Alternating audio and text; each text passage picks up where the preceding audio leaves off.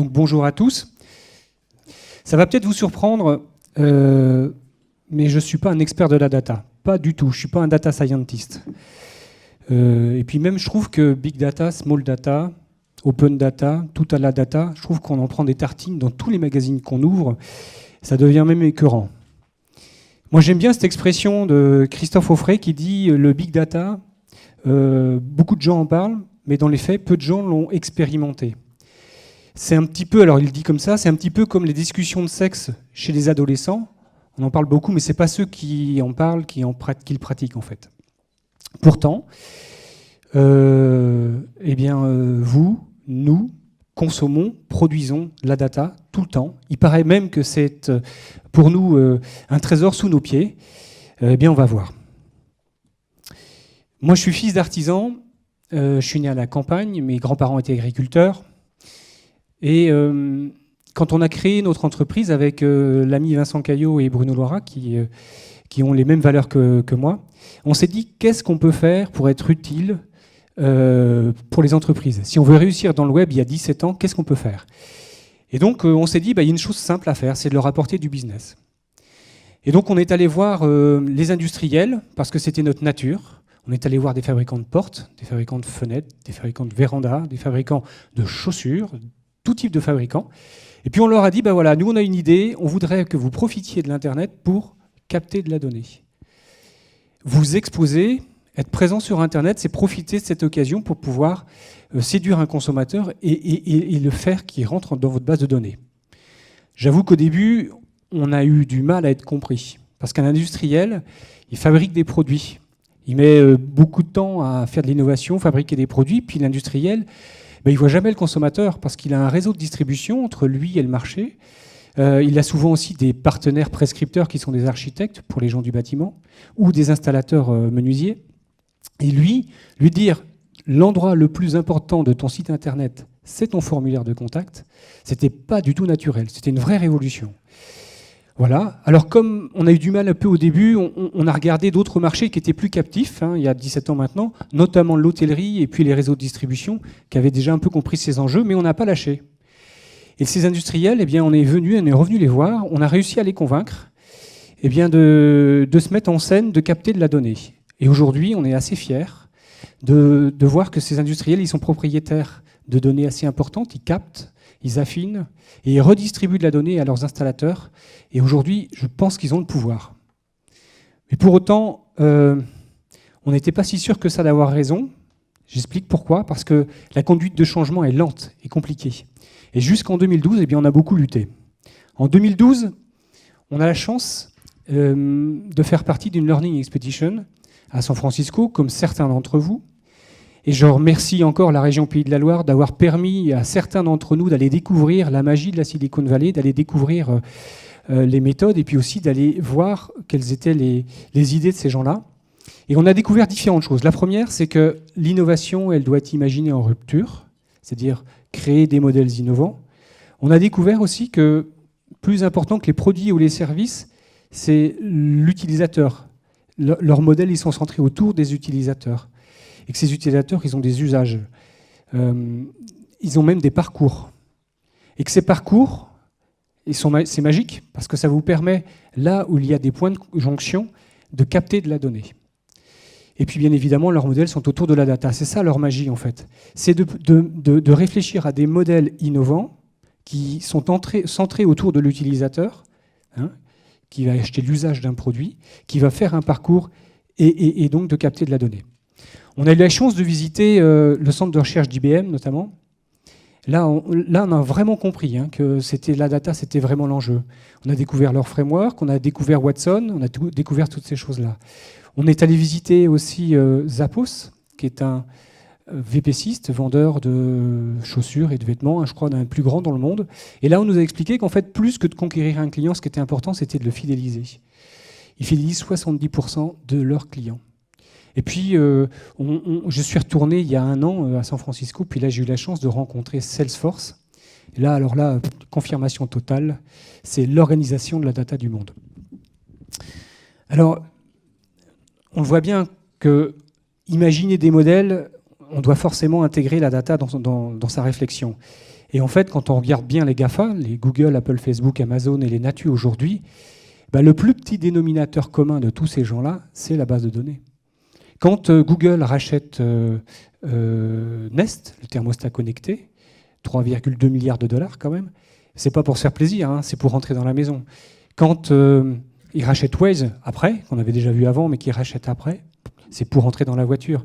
Quand Facebook rachète il y a 4 ans maintenant, je crois, WhatsApp, alors c'était bien vu, hein, parce qu'on voit bien l'usage de WhatsApp aujourd'hui, mais ils rachetaient 600 millions d'utilisateurs. Voilà, puis vous connaissez Amazon. Donc, la vision de ces gens-là, c'est les amis de mes clients sont plus importants que mes clients, c'est leur quête du Graal à eux, en tout cas, et de dire que la base de données, c'est la source de toute croissance.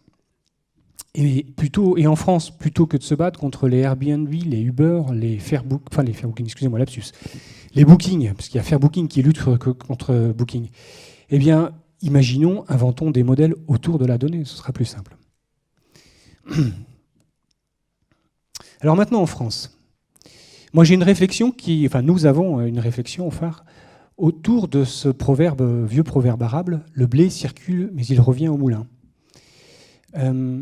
Et en fait, cette réflexion, elle nous donne trois idées forces. La première, c'est de mettre en scène tous les systèmes de captage et de collecte. Partout, être obsédé par le captage. Sur vos sites internet, les formulaires de contact, mettre en place des sites d'e-commerce, faire remplir des cartes de garantie. Vous êtes commerçant des cartes de fidélité, vous êtes industriel des systèmes de suivi de vos pièces, des cartes de garantie encore, là aussi. Donc première chose, c'est capter. Le deuxième élément qui est fort pour nous, c'est fluidifier. C'est la sacro-sainte interopérabilité. Très très important que les systèmes communiquent. Le sang doit communiquer dans nos veines. On vous en parlera plus tard. Et puis la troisième chose, c'est push et c'est pull. C'est interagir. Il y a trop de data collectées qui restent dans les cales des bases de données. Julie Kerada de KPMG, j'aime bien cette phrase parce qu'elle le dit souvent, elle dit 95% de la data n'est pas exploitée. C'est fou, quoi. Voilà. Et donc, capter, fluidifier, faire circuler, ça c'est fondamental. Et avec mon ami Eric Sanka, qui est dans la salle, qui est réalisateur nantais, on s'est amusé à produire une petite web-série en 5 épisodes dont je vous propose de découvrir le premier maintenant.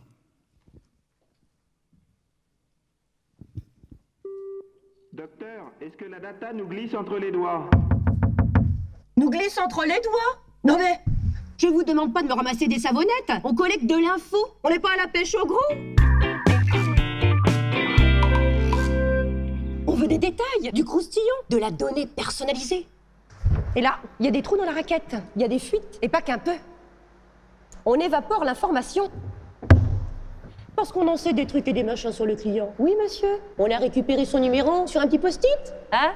On reporte son adresse postale sur un document interne, et plouf, ça tombe aux oubliettes. Ça disparaît dans les catacombes. Ça fait des confettis dans la broyeuse à papier. C'est qu'on sait même des trucs qu'on sait même pas qu'on sait. Tiens, Michel, le client de 10h22, il vous l'a dit qu'il allait déménager pour sa livraison? Bah si, il vous l'a dit. Sa femme a la folie des grandeurs. Et les cocos, on prend l'eau, on perd des données, colmise de call center. Va falloir nourrir l'extranet si on veut colmater les fuites. Alors les petits gars, le conseil du docteur Data, je vous le donne comme ça. Il faut enrichir notre savoir sur nos interlocuteurs. On fait comme les Anglais, on tamise, hein, comme les chercheurs d'or. Sortez les épuisettes. L'information collectée, c'est notre valeur ajoutée.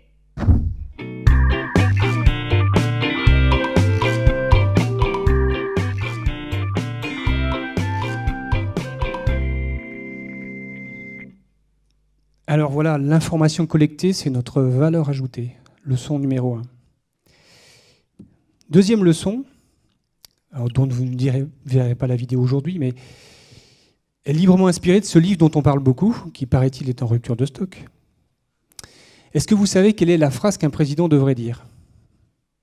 Ma phrase à moi, ce serait « La data, c'est nos emplois ». Et si j'étais, si moi président, je ne serai jamais, mais si moi président, je dirais « Je veux un ministre de la data ». Quand on achète un iPhone, quand on va sur Google, quand on achète sur Amazon. Quand on utilise tous les services de tous ces sites, c'est de la donnée qui s'en va en Californie. Il ne faut jamais l'oublier.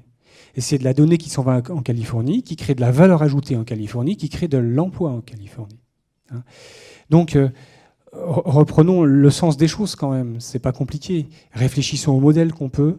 Et je suis persuadé que si on réfléchit à des modèles orientés autour de la data, on va créer de l'emploi.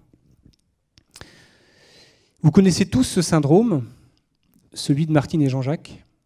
Vous savez, c'est le service marketing qui n'arrive pas à s'entendre avec le service informatique.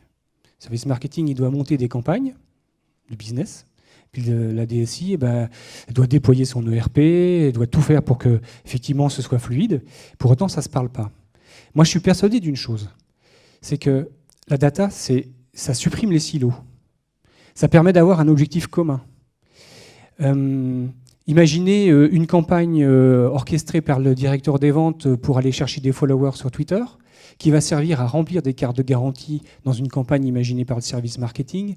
Tout ça mis en musique par la DSI. Ensemble, ces trois services-là, ils ont un challenge, par exemple, 15 000 profils collectés. C'est magique, je trouve. Donc la data, c'est vraiment ça, un pont entre les services, tous ensemble. Et c'est aussi, ça a aussi une vertu très intéressante, c'est que, in fine, ça permet de digitaliser les entreprises. Et comme c'est le thème de la journée, c'est plutôt une bonne nouvelle.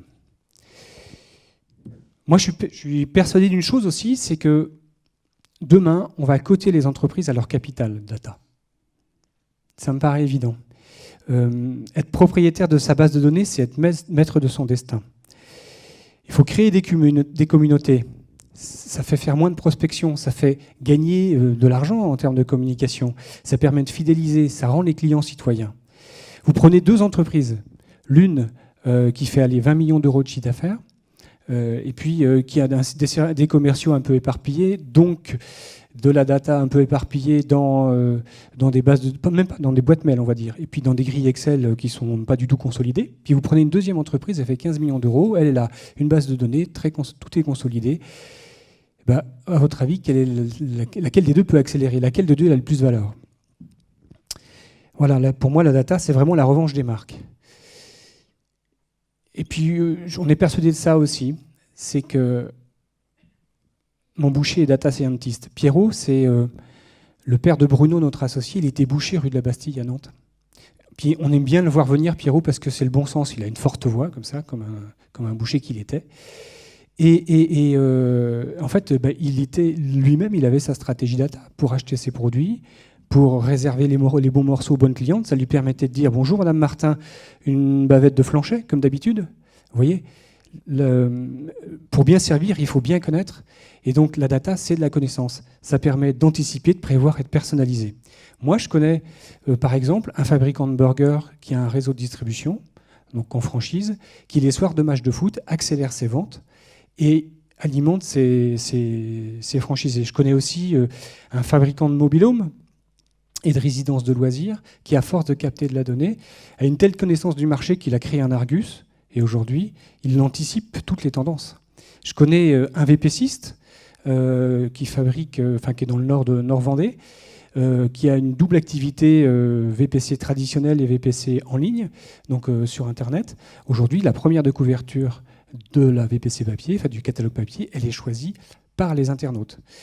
Puis je connais aussi un fabricant de dressing, on en parlera tout à l'heure, qui a complètement revu sa proposition de valeur et qui a une vraie proposition de pouvoir de marque sur son marché, avec un réseau de partenaires qui attendent ses leads parce qu'il leur fait faire du business. Voilà. Et tout ça grâce à quoi? Grâce à la data. Donc j'espère que ma petite démonstration est probante. Ce que je vous propose, c'est de voir le deuxième épisode des Data Maniacs, si vous voulez bien. Je pense qu'elle illustrera très bien tout ça. Docteur, est-ce que la data favorise les belles rencontres?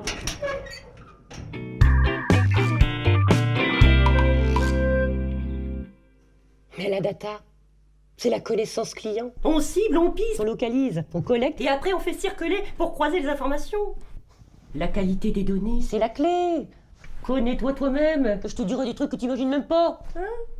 Mais bien sûr que la data favorise les rencontres. En plus, Elle anticipe les ruptures. On frôle l'intelligence artificielle en alignant des camemberts sur un dashboard. Avec la data, on visualise la connaissance. Pierre, Paul, Jacqueline, qui s'appelait Jacques avant son opération.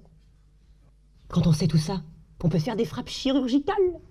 On touche du doigt l'écran tactile et on écoute. Ou le contraire. Alors, on fait remonter les avis. Du coup, on peaufine, on polish et on fait du cousu humain dans un grand velours. Et paf, on met dans le mille. Parce qu'on fait qu'un tous ensemble. Avec la data, c'est l'hyper-personnalisation de la relation client. On est tous hyper connectés. Du coup, on se connaît hyper bien. Et on découvre qu'on a des hyper points en commun. C'est hyper sensible. On s'accorde une hyper danse, une sortie extranet avec un code promo confidentiel. Alors les petits gars, le conseil du docteur Data, je vous le donne comme ça. Tenez par exemple, c'est quoi vos petits noms? Eric. Jean-Loup. Et il fait quoi dans la vie, Jean-Loup? Gardien de phare. Je tiens un garage. Bah c'est bien ça. Tiens, je vais vous rentrer dans ma base. Vous êtes mariés?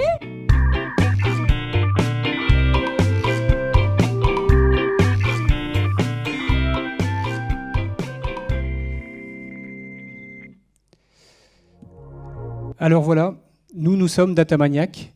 C'est né d'une idée toute simple, qui est exprimée dans ces vidéos. Comme une espèce de cri du cœur, il faut vraiment qu'on se mette en route. Il faut vraiment qu'on se mette en mouvement. Et donc, à plusieurs, on a créé un manifeste donc, qui s'appelle Datamaniac et dont l'objectif, en fait, eh bien, c'est de fédérer les énergies autour de la data. Pour démystifier, pour dédiaboliser aussi, parce qu'à chaque fois que je fais une petite conférence sur ce sujet, j'ai toujours les mêmes questions sur oui, mais c'est... Enfin, vous voyez ce que je veux dire, quoi. C'est toujours l'œil de Moscou autour de nous, etc. etc. Et puis c'est aussi, le but de Datamaniac, c'est de décomplexer les entreprises parce qu'elles sont déjà, pour certaines, déjà beaucoup en marche, et il n'y a plus qu'à accélérer.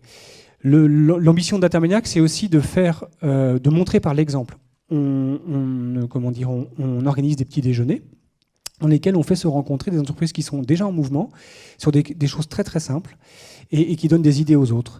Et puis ça sert aussi à se rencontrer et à partager nos expériences. Voilà, donc si vous avez envie de revoir les vidéos que vous venez de voir, si vous avez envie de participer à nos petits déjeuners, si vous voulez recevoir la newsletter Datamaniac, c'est tout simple. Vous avez une urne là-bas avec un grand panneau « Nous sommes Datamaniac ». Vous mettez votre carte de visite dans l'urne et vous serez instantanément Datamaniac, si vous le voulez. Vous pouvez aller sur datamaniac.com, il y a un formulaire de contact. En tout cas, je vous souhaite les bienvenus. Voilà, puis je vous souhaite un bon après-midi. À plus tard.